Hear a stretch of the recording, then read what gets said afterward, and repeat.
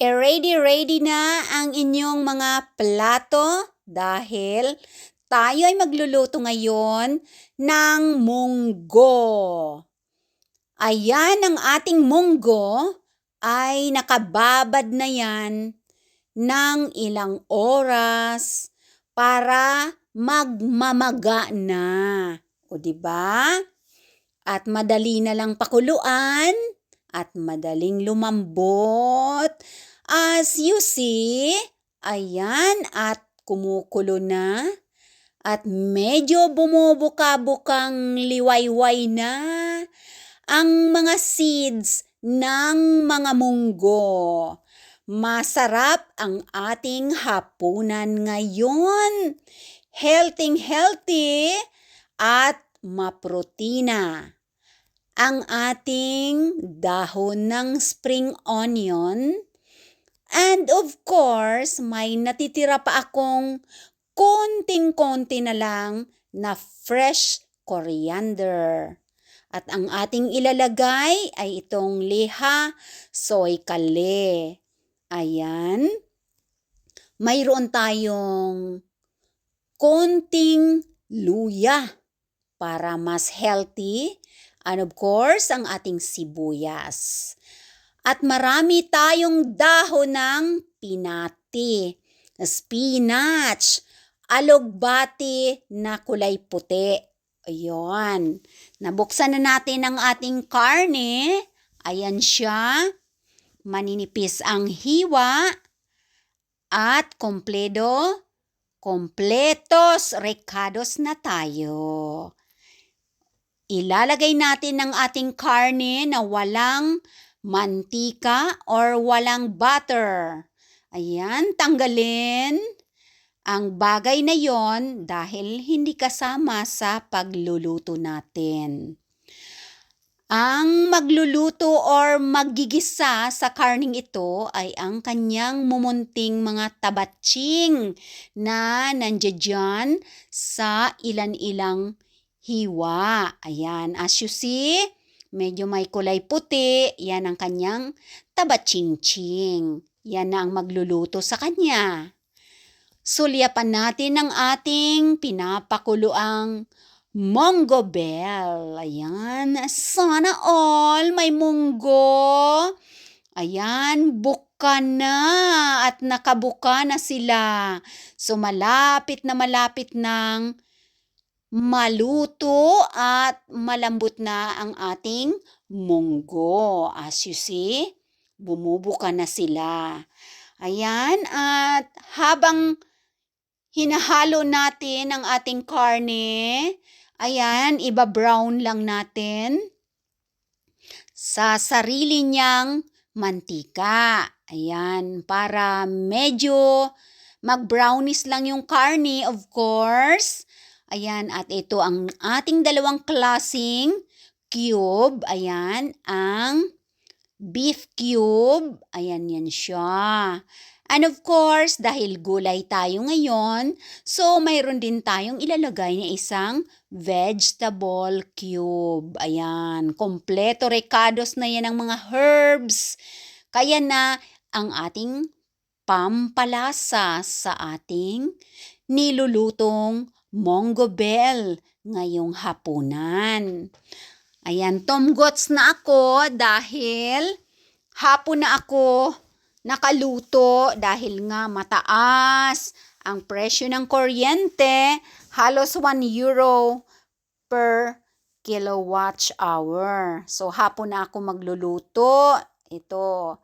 And of course, igilid-gilid na natin ang ating karne dahil ilalagay na natin ang ating ginger, ang ating luya, na konting luya lang naman, pampalasa at pangalis ng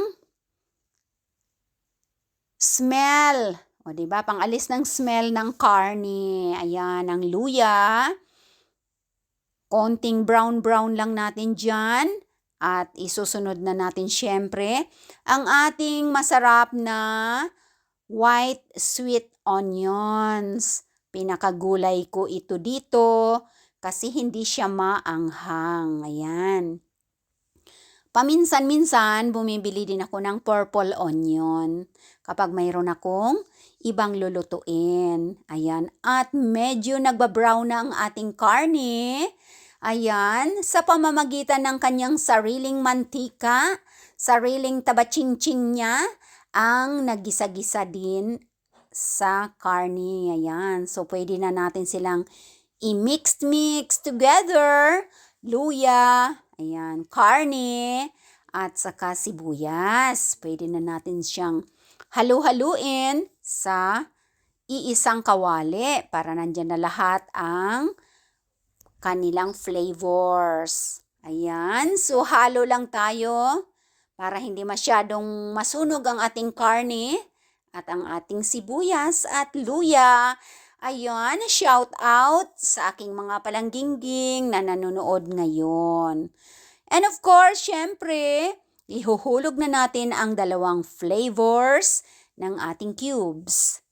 Beef cube at vegetable cube. Ayan ang ating pinaka-asin at pinaka-pampalasa dyan. And of course, mag-a-add tayo mamaya ng Himalayan salt kapag hindi sumakto ang dalawang cubes na ito. I know, right?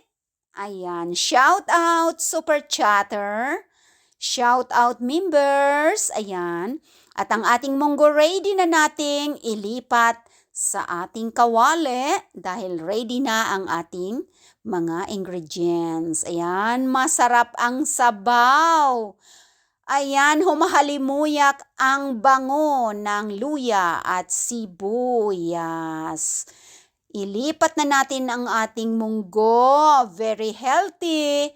Maraming protina ang ating hapunan ngayon. Ayan, kailangan ng ating sexy body ang maraming protina para tayo ay palaging malakas at very high energy sa araw-araw. I know, right? Ayan, at pakukuluin natin. At habang kumukulo-kulo ang ating mga ingredients sa kawali, nahugasan ko na ang spinach. Napakarami ng isang plastic pala nito. May tira pa at gagawin nating salad yan dahil maraming spinach leaves. Ito ang alugbati na hindi purple ang kulay. Open sesame! Humahalimuyak ang bango hanggang kalawakan na naman. Naaamoy na naman sa San Pedro, Laguna nang palaging nagugutom na si Leia Gaming. Ano na ang luto mo dyan, palanggingging? Basil Beroya, ayan, naamoy na ba ninyo dyan, mga palanggingging? Ang amoy ng munggong sinabawan ngayong hapunan. Imagine, from Finland, dinadala ng hangin, papuntang iba't ibang ibayo ang halimuyak. Jasmine rice natin ay luto na rin. Ayan, mainit-init at ang bango din talaga ng fragrance ng ating jasmine rice. Kumukulo ang ating munggo na punong-puno ng protina. Ayan, naamoy ba dyan, Ma'am Casey, sa iyong eskwelahan? Naamoy ang halimuyak sa Israel kay Princess B. Ayan, and of course, umabot din ang halimuyak nito sa Kalibo, Aklan. Doon kila Diyos sa Gandara, kila Jessa, at kay Inday Elnora. Naamoy nila yang munggong kumukulo ngayon sa kawali. Ilagay na natin ang ating alugbating kulay green at hindi purple. Ayan, pinati kung tawagin dito. Spinach, ayan. Maraming para marami tayong dahon sa ating munggo. Ayan, napakasarap din naman ang alugbating kulay purple. Kaya lang, Sa Semirara marami. Halos hindi nga pinapansin doon. Gumagapang lang sila sa mga bakod-bakod at ang tataba nila. Ako lang ang pumapansin kapag doon ako sa farm. Sabihin ko sa ate ko, ate, maggupit ka ng mga alugbating purple. Yan ang ulamin natin mamaya. Syempre, ako, namimiss ko ang ganitong mga kagulayan na tropical dahil wala dito. Ayan. At pansamantalang tinakpan natin, ngayon naman ay bubuksan na natin. Ayan, at maluluto na. Malapit nang maluto ang ating munggong kay sarap. Ayan. Para bagang kay sarap, kay sarap nang may minamahal. O diba? Ang daigdig ay kulay green kung may alugbati, o diba? Ayan, makulay ang buhay nang dahil sa makukulay na mga gulay na mga kinakain natin.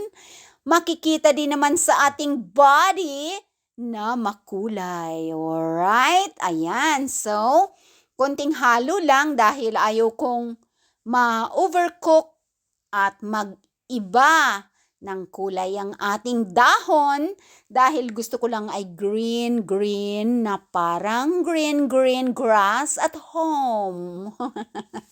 O diba? Kumain ng grass na pwedeng kainin, huwag kayong kakain ng grass na hindi pwedeng kainin dahil baka malason mong halik kayo. Ang lason mong halik, sana all. Ang alam ko may tumatawa dito sa aking paligid. Huwag kayong tatawa palangga. Maririnig kayo dito sa video Nagnanarrate ako, no? Hello!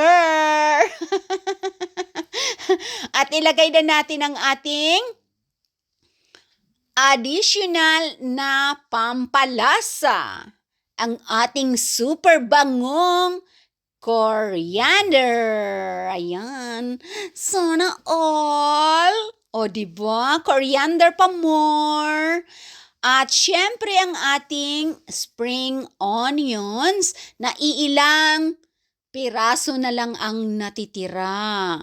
Meaning to say, pupunta na naman ako sa Alanya at mamimili na naman ako ng aking mga kagulayan para mayroon akong maluluto kapag gusto kong magluto. I know, right? Ay. Shout out sa inyong lahat-lahat dyan na nanonood. Ayan. Stay tuning in, ha? Kapag wala kayong tuning in dyan, wala kayong entry bells. Diba? Oras na ng ating pagtikim. Patikim-tikim muna. Huwag maaadik. Ayun. Medyo kulang sa asin. Ayun, at hugasan natin ng kutsara. Remember, mga palangging, kapag kayo ay tumikim, hugasan ninyo ang ginamit ninyong kutsara bago ninyo ibalik sa kawali. Ayan ang Himalayan salt. Yan ang ating gagamitin. May kulay-kulay yan.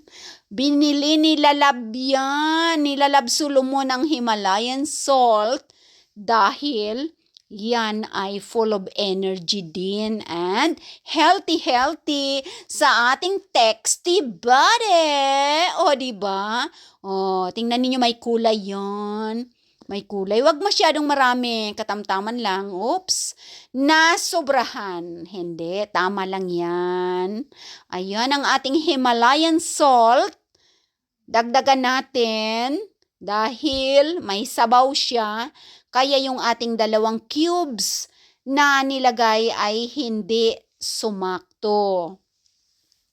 Kasi wala namang gaanong asin yung 2 cubes na yang ginamit natin. So, dagdagan natin ng Himalayan salt and of course, ay ating second testing na naman. Nahugasan na yung kutsara. Nahugasan ko na sa gripo, hindi ko na lang binidyohan. Yan, kapag kayo ay gumamit syempre ng taster ninyong bagay, hugasan ninyo para ang inyong mga lawayway ay hindi pumunta sa ulam. And here we go. Nakapag-setting na tayo. Ayan ang ating jasmine rice na mabangong-mabango na may black sesame seeds para mas bongacious tingnan at very healthy. Ayan na siya. Humahalimuyak sa bango ang ating munggo. As you see, gutom na ba kayo? Mayroon tayong panulak na orange juice. At ang ating panghimagas, apple, 1 apple per day, away from the doctor. O, di ba? Ayan, at naka-ready na tayo. Kakain na tayong lahat. Ayan, at bon appetit sa ating lahat na kumakain, anumang oras at saan man kayo sa inyong mga kinaroroonan, sinta. Kainan na. Ayan, at sana'y kumakain na rin kayo dyan ng inyong hapunan. Kasi dito ay hapunan pa lang sa Finland. Ayan. So, once again, thank you very much. And don't forget to like, subscribe, comment, and share. And stay tuning in para sa inyong mga entries. Ayan. Maraming salamat muli sa inyong lahat-lahat, sa aking solid members, sa aking solid subscribers, and super chatters. Thank you. And see you again sa ating next video. Bye-bye, everyone!